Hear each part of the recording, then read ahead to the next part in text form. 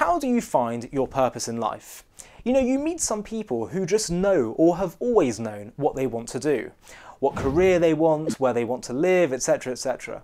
Take me for example. From a very early age I always knew that I wanted to be a comedian, and my family used to laugh at me. Well, they aren't laughing now.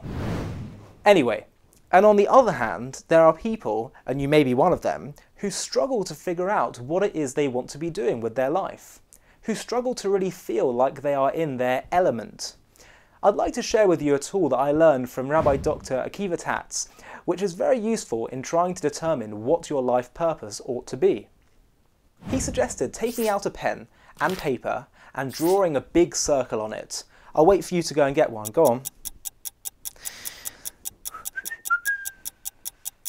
Now, inside this circle that you've drawn, you should write all aspects of your character, all your talents, more than just the kind of things you might get on a school report card. This should be a comprehensive analysis of your personality type. Are you warm and empathetic? Do people pour their hearts out to you? Or are you more talented with machinery than being a people person? Are you talented in music or sport? Are you determined and disciplined? And then outside the circle, write down everything that you are not. Personal traits, perhaps, that you wish you had but don't. Things that you're not very good at doing or being. Study your circle carefully. You are looking at a picture of you. The real you. Not the one other people say you are. Not the one you fantasize to be. But the real you. Now, if you were placed on a building site and given a bag of tools and you weren't sure what you were meant to be doing, all you'd need to do was look inside the bag to figure out what your job is. And the same is true here. Look at your circle. These are your tools, and that will clue you into what you are meant to be doing in this world. Never think you lack the tools you need for life.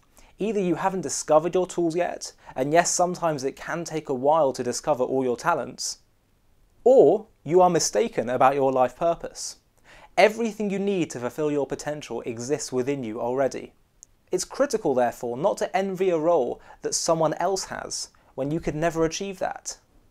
It's like those people that appear on the X Factor where they're convinced that they're brilliant, but actually their voices are, well, terrible. Not everyone can be a pop singer, and perhaps much fewer people would aspire to become celebrities if we didn't live in a world that glorified them so much. But once you are clear on your circle, then you will lose any sense of jealousy, because you'll recognise your own worth. And now, once we have our circle, what do we do with it? Adulthood is the time when we draw our circle to a close and begin our life's journey of cultivating our talents, our inner circle.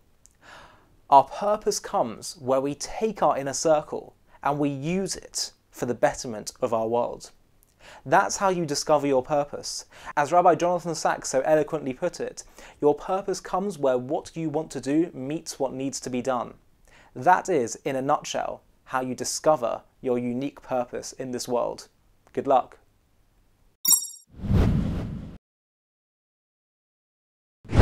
To stay up to date with the latest JCV content, if you're on YouTube, click subscribe below the video and the alarm bell. And if you're on Facebook, click the like button, and under following, click see first.